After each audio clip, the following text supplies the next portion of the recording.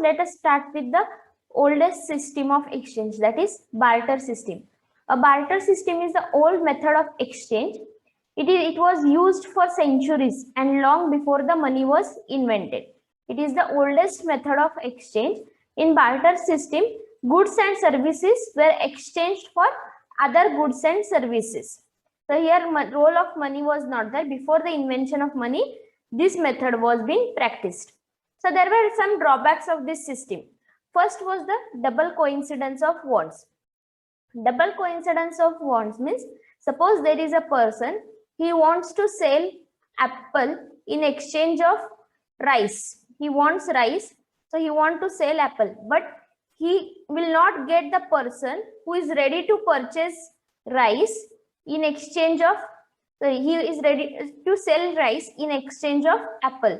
So he need to purchase such person who is ready to accept apple in exchange of rice. So this will be a difficult process. So double coincidence of wants, this is the important drawback. Then lack of standard of unit. Now all the commodities were not measured in single unit. Now whatever it is exchanged, now suppose a person wants to sell a cow, then what is the exact, how much quantity he has to exchange for? Suppose he has to exchange cow for rice. So how much kgs of rice or how much gunny bags of rice will be equal to one cow? That was not the standard unit. It was depending upon their urgency of requirement. So impossibility of division of goods. Now suppose he wants to sell cow, he said that for 10 bags of rice I will sell one cow. Now suppose a person he has only 5 cows, so he cannot give him the half cow. So this is the impossibility of subdivision of goods. Then lack of information. Now there was no information about availability of the persons who are ready to exchange. So this was another drawback. Then production of large and very costly goods was not feasible. So these were the difficulties in the barter system.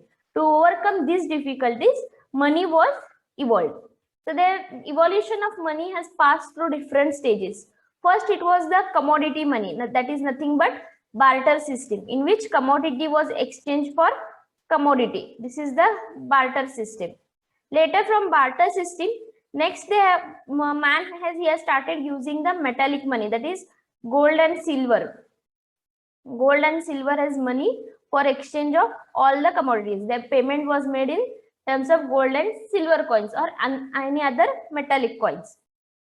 Next, after metallic coin, it was very risky to carry the gold coins. So paper money was invented. After paper money, the credit money. Credit money means the whatever cash was there, it was deposited in the bank, and checks, payment was made through checks.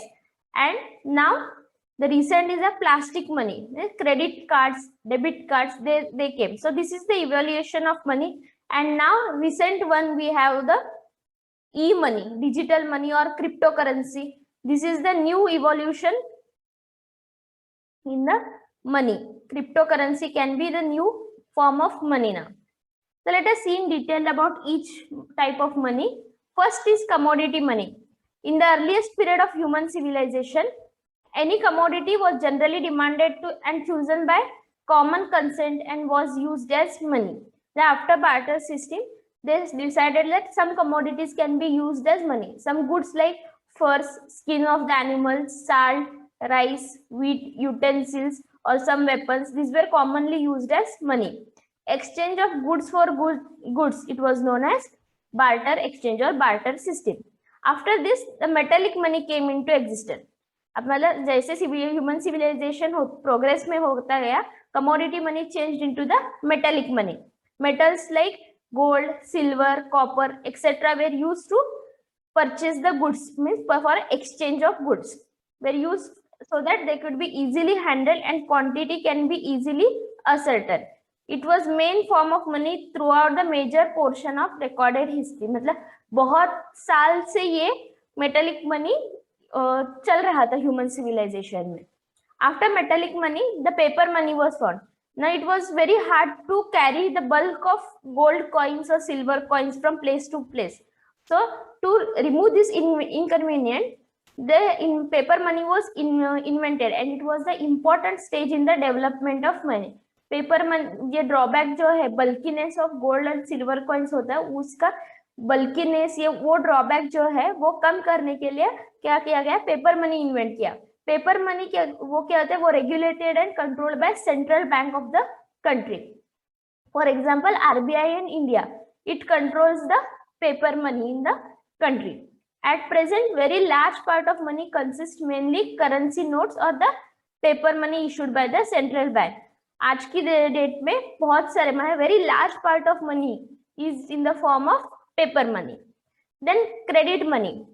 Credit money also it took almost growed along with the paper money. पैसा यहाँ से वहां ले जाने में भी दिक्कत आने लगी, तो वो लोग क्या करने लगे, जो भी अपने पास कैश है वो बैंक्स में डिपॉजिट करते और जब उन्हें जरूरत होती पैसों की तब वो वहां से विड्रॉ करते with the help of cheque. तो cheque is also known as credit money और bank money and it itself is not money but it performs the same function as money. So this is a credit money, it came along with the paper money.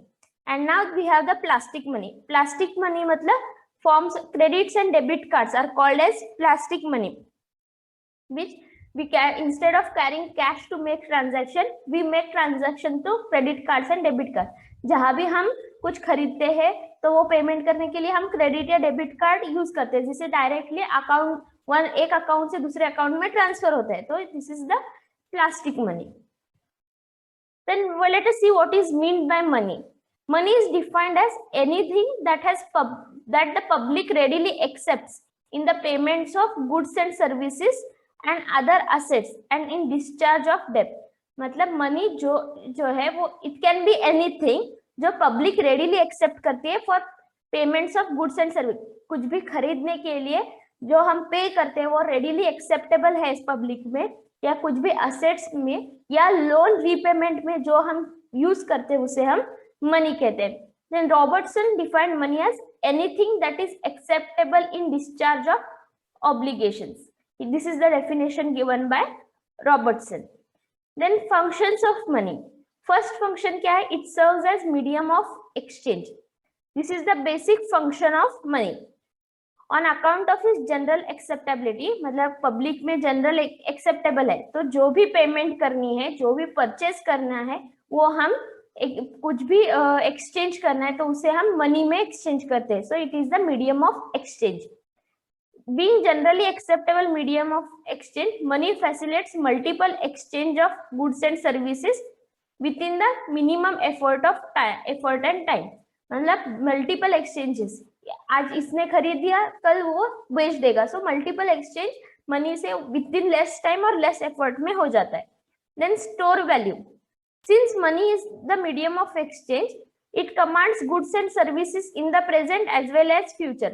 जो भी goods and services है वो हम किस पे आधारित में will measure it in the terms of money. So it will has the value. Money has the value now in present also, in future also. So it has the store value. If we save the money, it will have the value in also in future.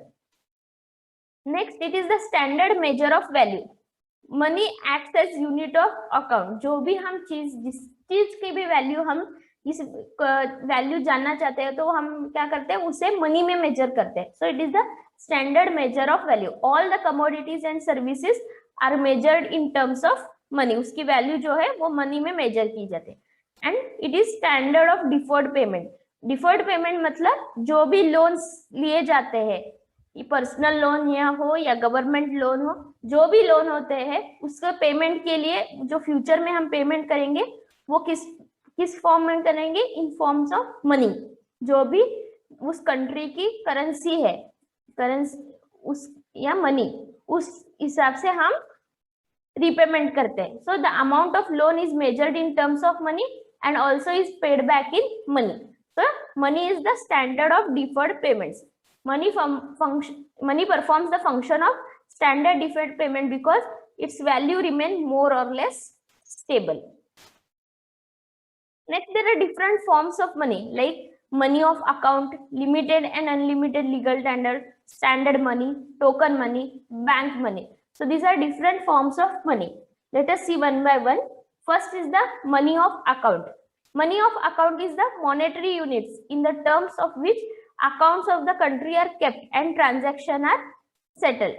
Country का जो भी account है, balance of payment, balance of exchange, जो भी है वो इस monetary unit में मेजर किया जाता है, वो इसी में सेटल किया जाता है. Transaction are settled through this money, so that is called as money of account. That is general purchasing power, debts and price are expressed in this monetary unit. So this is the money of account. In case of India, everything is measured in rupee. So the rupee is the money of account in India. Likewise, dollars in case of America. Next is the money of account need not, however, be actual circulating in the country. मतलब money of account जो है वो जरूरी नहीं है कि वही money circulate हो रहा है कंट्री में. फॉर एग्जाम्पल, पैसा in India has no circulation, but it is yet the money of account. अब at present situation पैसा जो है वो इंडिया में सर्कुलेशन में नहीं है, लेकिन मनी ऑफ अकाउंट में जरूर वो it is the money of account, because anything we are purchasing, suppose it is we are purchasing for 100 rupees 10 paisa, 100.10, so we can transfer it online, right? So this is not in circulation, but it is the money of account. Then unlimited legal tender. Coins may be limited or unlimited legal tenders. जो भी coins हमारे पास है अब 1 rupee, 5 rupee, 10 rupees के coin, वो limited भी legal tender या unlimited legal tender होते हैं. A legal tender means a currency is one in terms of which debts can be legally paid. A legal tender क्या होता है? जो debts मतलब लोन पेमेंट के लिए लीगली एक्सेप्टेड है, उसे हम लीगल टेंडर करेंसी कहते हैं. नाउ जो भी हमें लोन देगा वो रेफ्यूज नहीं कर सकता. अगर आपने लोन लिया है और उसका रीपेमेंट मनी में कर रहे हैं, जो कि हमारे रुपये में कर रहे हैं, वो लीगल टेंडर है इंडिया का, तो जो लोन दे रहा है वो रेफ्यूज नहीं कर सकता कि मैं ये नहीं एक्सेप्ट करूंगा, मुझे गोल्ड ही चाहिए. वैसे नहीं होगा. It is an offence.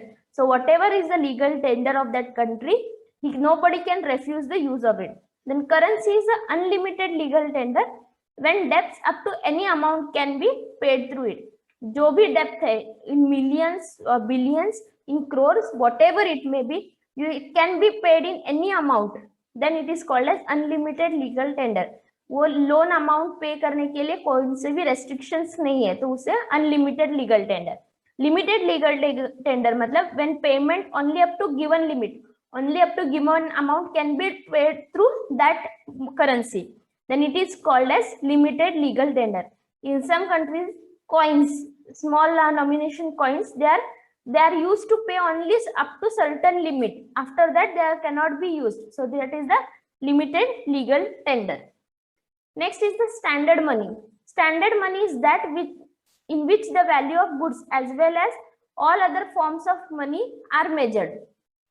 Standard money मतलब जो भी वैल्यू ऑफ गुड्स है या अदर फॉर्म्स ऑफ मनी है वो उसी में मेजर किए जाते हैं, तो उसे स्टैंडर्ड मनी कहते हैं. For example, in India all the prices of all goods are measured in terms of rupees, so it is the standard money in India.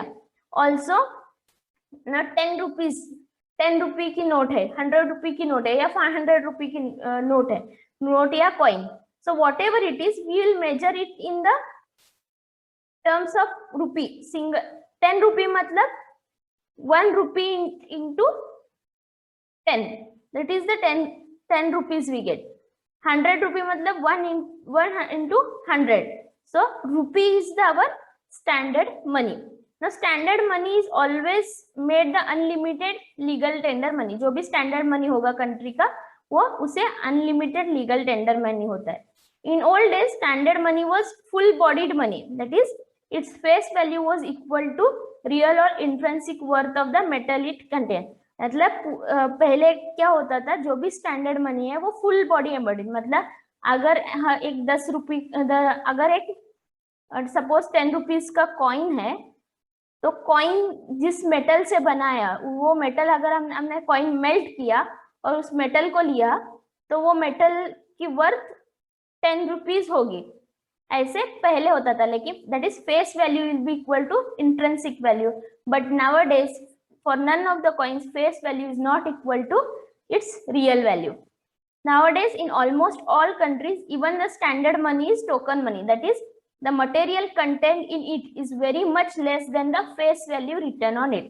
जो भी मटेरियल से वो कॉइन बनाया गया है या वो पेपर करेंसी बनाई है, उसकी फेस वैल्यू उस मटेरियल से ज्यादा होती है. That is the token money.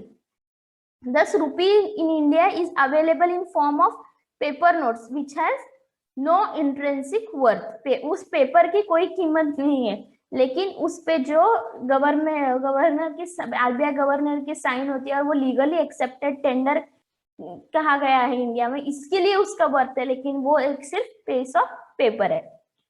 Now, token money. The token money is the metallic value of which is much less than the real worth of the metal it contains. मतलब 10 rupees का coin है, उसका जो metal है उसकी value बहुत ही कम है, लेकिन उस पे 10 रुपीज लिखा है वो ज्यादा है. So whatever it is, the face value is much more than the real worth of that metal. Rupee and all other coins in India are the token money. Next is the bank money. Bank money मतलब जो भी हम bank में deposit करते हैं उसे हम bank money कहते हैं. Bank money is created when somebody deposits money in the bank. जब कोई इंडिविजुअल बैंक में मनी डिपॉजिट करेगा तो बैंक डिपॉजिट्स या बैंक मनी क्रिएट होगा. Bank also creates deposit when they advance loans to the businessman, individual और traders. जब भी बैंक किसी को लोन देती है उस वक्त भी डिपॉजिट क्रिएट होता है और उस वक्त भी बैंक मनी क्रिएट होता है. Bank deposits are generally divided into 2 categories. Bank deposit 2 types categories में डिवाइड होता है, demand deposit and time deposit. Demand deposit मतलब deposits which are payable on the demand. अगर एक इंडिविजुअल ने डिमांड डिपॉजिट किया है बैंक में, तो वो जब भी डिमांड करेगा through cheques, then bank has to has to clear their checks. That is the demand deposit. Whenever the customer will demand for the money, the bank has to pay for that check. And on other hand, time deposit matlab a deposit that is kept for a fixed term with the and it is withdrawable only after the completion of that terms. On some cases it can be withdrawn, but the interest rate which was bank had promised, the full amount of interest you won't get. So that is the time deposit. Next, managed currency standard or modern monetary system. What is the modern monetary system? Paper money is the very important role in the modern economic or monetary system. Paper money जो है वो बहुत ही important role play करता है इसके modern monetary system में. Paper money applies to notes issued by the government or by the central bank of the country.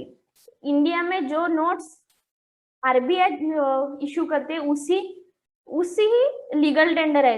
कोई भी रुपये प्रिंटिंग स्टार्ट किया तो उसकी कोई वैल्यू नहीं, जो भी central bank of country issue करेंगे उससे ही वैल्यू रहेगी. तो first is the convertible paper money और full reserve system. So to issue the currency, new currency, there are certain system.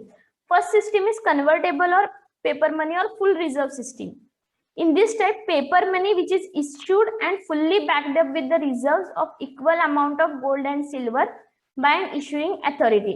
इस सिस्टम में क्या हो जाएगा, अगर उन्होंने सेंट्रल बैंक को 1000 करोड़ रुपीस इशू करने हैं तो उन्हें इक्वल अमाउंट का गोल्ड रिजर्व में रखना पड़ेगा. तो उस केस में हम क्या कहते हैं, फुल रिजर्व सिस्टम है, convertible paper money. This system is called as full reserve system. Paper money remained convertible for long time, but as the time passed, मतलब जब as we have moved forward, it was thought that 100% मतलब 100% reserve रखने की कोई जरूरत नहीं है. Only some portion, मतलब अगर हम 1000 करोड़ रुपीस इशू कर रहे हैं सेंट्रल बैंक, तो उसमें से 30 to 50% मतलब 300 to 500 करोड़ उतना ही रिजर्व में रिजर्व रखे. We have to, that much is enough to convert the notes for conversion into gold or silver, and this system is called as proportional reserve system. अगर 100% reserve कर रहे हैं तो उसे क्या बोलेंगे, फुल रिजर्व. अगर कुछ परसेंट रिजर्व कर रहे हैं तो हम उसे क्या कहेंगे, proportional reserve system. Then according to this system, the issuing authority has to keep 30 to 50% of total amount of note issued as gold reserve. This is the proportional reserve system. First, the monetary system had started with full reserve system, then it came to proportional reserve system, and after proportional reserve system, it has come to inconvertible paper money or fiat money. In this type, money is not backed up with any reserves of equal amount of gold and silver, and that's why it cannot be converted into gold or silver. जो भी money issue किया है वो equal amount या gold में reserve नहीं किया जाता, वो कन्वर्ट फिर से गोल्ड या सिल्वर में कन्वर्ट नहीं होता, इसलिए उसे क्या कहते हैं, इनकन्वर्टेबल पेपर मनी, और it is also called as fiat money. So when paper money is not convertible, the issuing authority is not responsible to convert paper money or notes into gold and silver. This is the money which is in circulation now almost in all the countries of the world. Almost all countries mein this type system is adopted. Then minimum reserve system. After proportional reserve system was stopped, the new system, that is minimum reserve system, came into existence.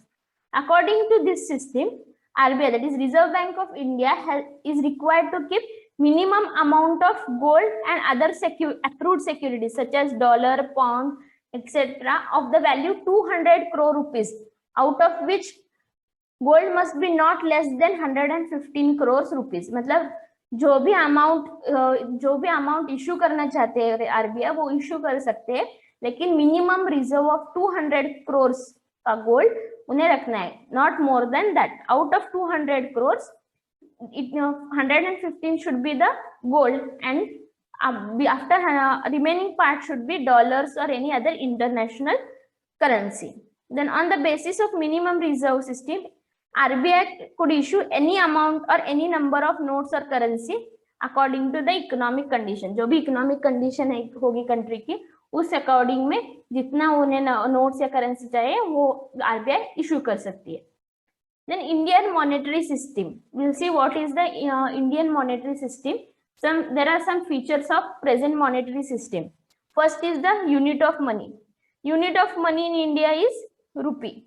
It is not only the medium of exchange but also unit of value which facilitates accounting. Everything is measured in terms of rupee in India. So it is the unit of money.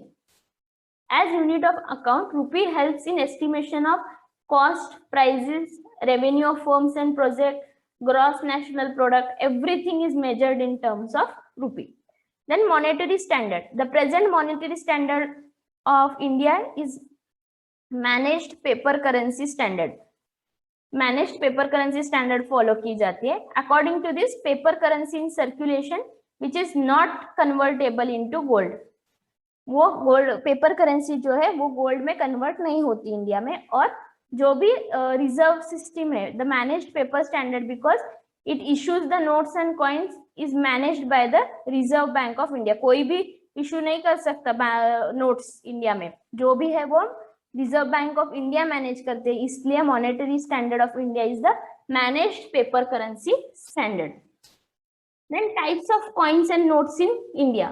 First, the rupee coin in India is a standard token coin whose intrinsic value of metal is less than the face value. जो भी coins है India में वो सारे standard token coin है. If rupee coin is melted, its metal will be not be sold of worth 1 rupee. It is less than the 1 rupee. And the rupee coin is unlimited legal tender in which payment of any amount can be made. Rupee coin जो है वो unlimited legal tender है. And second, paper currency. Paper currency in India consists of notes of various denominations which are issued by RBI and government of India. Together they will issue the notes, and of various, like we have now 10 rupees note, 20 rupees, 50 rupees, 100 rupees, 500 rupees and 2000 rupees. These are the various paper currency denominations. They are inconvertible into gold, but they are the unlimited legal tender. They cannot be converted into gold, but they have the unlimited legal tender. They are convertible into coins and notes, and they are the fiduciary money. They can be converted into coins. Then system of note issue. India follows the, or RBI follows the minimum reserve system. Under this, RBI is authorized to issue any extent of notes, but it has to keep the statutory minimum reserve of gold and foreign security. As we have seen, some amount of gold and foreign securities, minimum amount they have to keep as the store, they have to reserve in the RBI to issue any extent of notes and coins. Then let us see money supply. The supply of money means the total stock of money in circulation which is held by the public at a particular point of time. मतलब एक particular point of time total economy में जो भी public है या जो भी population है उनमें कितना money circulation में है उसे हम क्या कहते हैं, supply of money. In other words, we can say supply of money supply is the stock of money in circulation on a specific day at a particular point of time. Then total stock of money and total supply of money, these are the two different terms. Supply of money मतलब वो part of stock of money जो public के पास है at a particular time. मतलब जो भी सारे population के पास है in circulation है उसे हम money supply कहते हैं. लेकिन stock of money मतलब जो along with circulation, whatever money it is held by the government and banking system, that is called as the stock of money. The stock of money is the held by government and the banking system are not included. They are, as they are the suppliers and producers of money. And cash balance is held by the government and banking system is not in the actual circulation. Economy में circulate नहीं हो रहा, वो सिर्फ उनके पास as a stock है, तो उसे हम स्टॉक ऑफ मनी कहते हैं. और जो एक्चुअल में सर्कुलेशन में होते हैं उसे हम सप्लाई ऑफ मनी कहते हैं. Then in India, source of money supplies, first one is RBI, that is Reserve Bank of India, which issues the paper currency, and second is the commercial bank, which creates the credit by giving the loans. So this is also the form of money supply. Then alternative measures of money supply. In India, Reserve Bank of India uses 4 alternative measures of money supply. Money supply कैसे measure करते हैं? Based on 4 alternatives, that is M1, M2, M3 and M4. Among these, M1 is the most liquid form. Liquid form मतलब easily convertible into cash. And because it has the most liquid assets. So M1, that is money supply or narrow money supply M1, or it is also called as narrow money. It includes currency that is held by public, demand deposits in bank and other deposits with RBI. This is included in the M1. OD, that is other deposits in RBI, we includes demand deposit by public financial institution, demand deposits of foreign central bank and international financial institutions like IMF, that is International Monetary Fund, World Bank, etc. Second is the M2, money supply M2. It includes M1 plus saving deposits with post office saving banks. M1 के साथ साथ post office में जो भी savings होते हैं, public savings, उसे include कर दे तो हमें मिलेगा M2 money supply. Then M3 will be equal to M1 plus net time deposits of banks.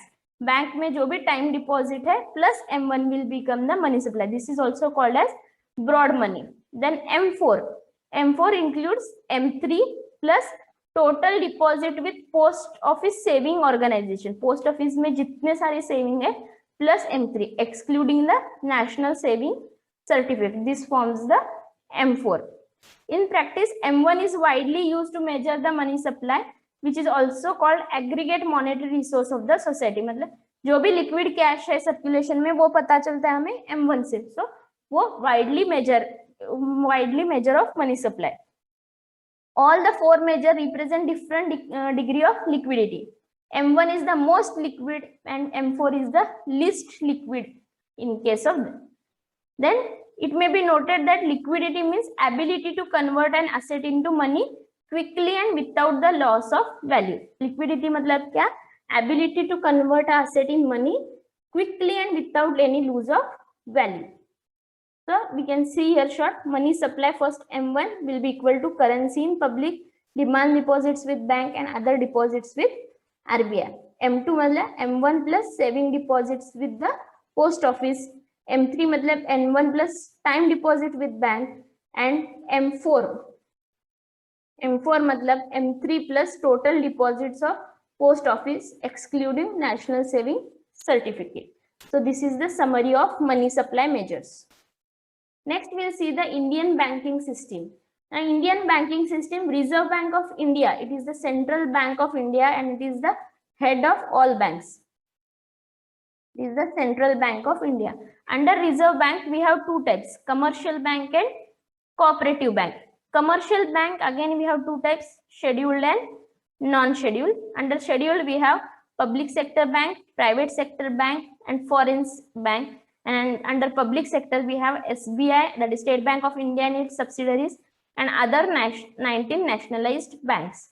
Under cooperative banks we will have banks for short-term, medium-term loan and banks giving long-term loans. So we will see in details about each type of bank. First one we will see Reserve Bank of India. It is the supreme monetary and banking authority in country and controls the banking system of India. It is the central bank of India. It is called Reserve Bank because it keeps reserve of all commercial banks. It is the leader of all commercial bank and जो भी reserve है वो ये bank रखती है अपने पास, इसलिए उसका नाम है Reserve Bank of India. It was established in 1935 and Reserve Bank Act had come into force in 1934, whereas bank was started functioning in 1935. Then commercial banks. According to RBI, commercial bank refers to both scheduled and non-scheduled commercial banks which are regulated under Banking Regulation Act 1949. Banking Regulation Act जो है वो 1949 में आया था और वो commercial banks are those which are regulated under this act.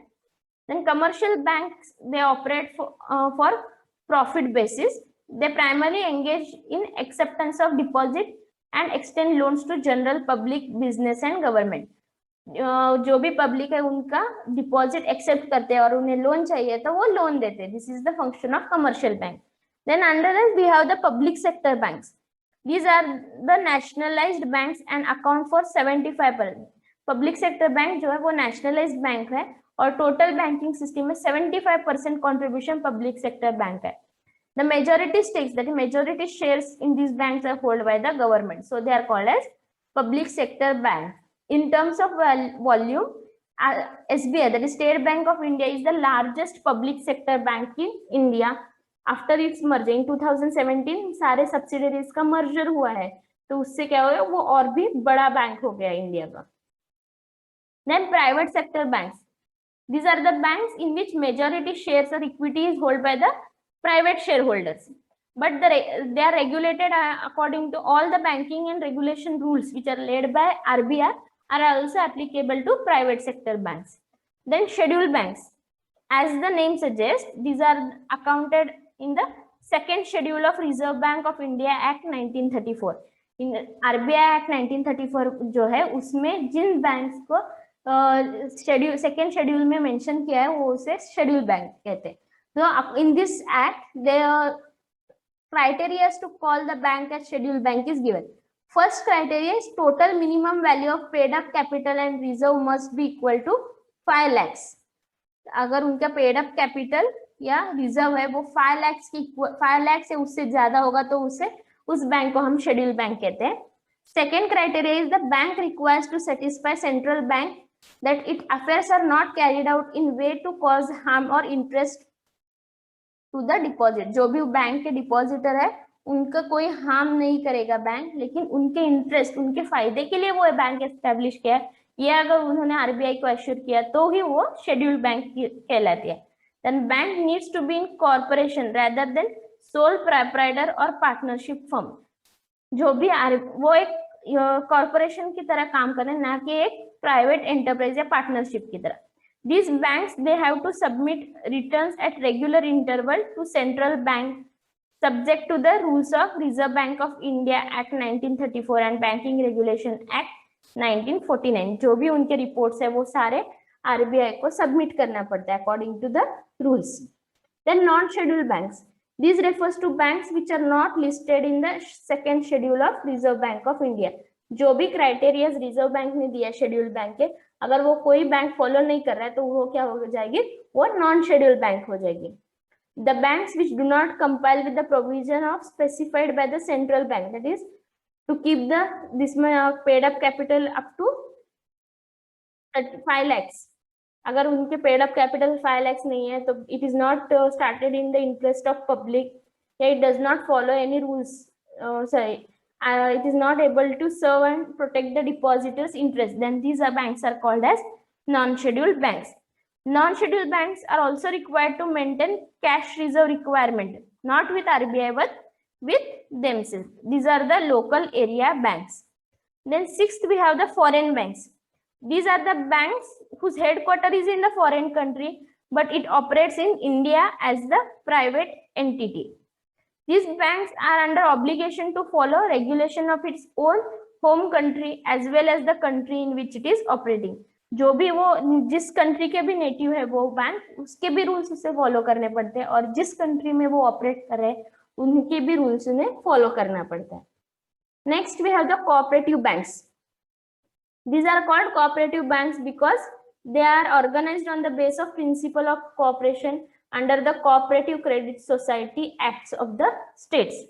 The major beneficiary of cooperative banking are the agriculture sector, in particularly rural sector. ये banks rural sector में बहुत ज़्यादा पाई गए थे, और agriculture है मेन सेक्टर है इस बैंक का. Then cooperative credit institutions are operating in the country are mainly of two kinds, agriculture dominant and non-agriculture. मतलब agriculture के लिए बनाए cooperatives and non-agriculture. There are two separate cooperative agencies for provision of agriculture credit. जो दो separate types of cooperatives है. एक type है जो short and medium term credit facilities देते हैं, और एक है जो लॉन्ग टर्म क्रेडिट देते हैं. तो जो शॉर्ट या मीडियम टर्म देते हैं वो 3 टायर स्ट्रक्चर है, और जो लॉन्ग टर्म क्रेडिट देते हैं वो फेडरल स्ट्रक्चर या 2 टायर स्ट्रक्चर है.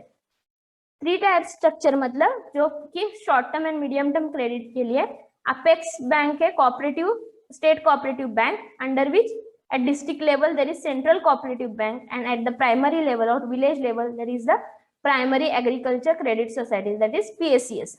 So this is the 3 tier. First is the states and state cooperative bank, under this central cooperative bank at district level, and under which PACS. So this is the 3 tier structure for short term and medium term loan. In case of long term loans, it is given by land development banks, and they follows the 2 tier structure. At apex level there are state cooperative banks, or state land, we can say state land development banks, state land development banks, SLDB, and at district we have central land development banks or district land development banks, DLDB. Originally this cooperative movement is based in rural sectors, but now it is spread to the urban sectors, and many urban cooperative banks are also in function. Then this is the list of private sector banks in India, and also list of public sector banks in India. There are 22 private sector banks and 12 public sector banks.